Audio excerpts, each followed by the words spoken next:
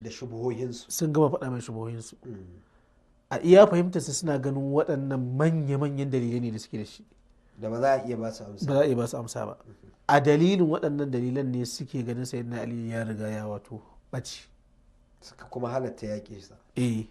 To amma yanzu a nan malam Abdurrahman ko da yake dai ba kan na mai da kai a bangaren su banda haka, amma iskalin da yake so in kawo daga cikin tuhumar da suka yi wa sayyidina Ali shine ganin cewa ya yi yaƙi kuma yaƙi ɗaukar ganima, sai suke ganin cewa me yasa ya yaƙi idan har bai ɗau ganima ba to bai yadda da cewa waɗanda ya yaƙa kafirai ba ne ba.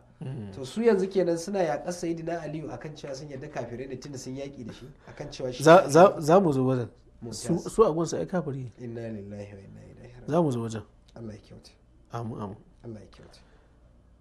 duk da shi a gun shi kuma shi bai kafirta su ba. Bai kafirta su. Yana ganin ba kafirai bane. Bambancin karatun kenan. Shi dan dan jami'ar Annabi Muhammad ne. Sallallahu alaihi Ya wasallam. fita daga cikin jami'ar manzon Allah. Su kuma zuwa suka kawai suka ara suka yafa. Maimakon su zauna su ci gajiyar zaman su da su sayyidina Ali su koyi karatu a gurin su. Kawai sai suka dauki malinta suka dora wa kansu.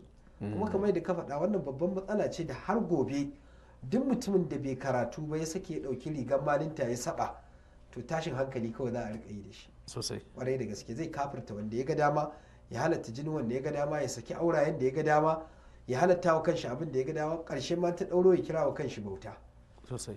to Allah ya kiyashe mu. Amu. Na'am malam Ibrahim.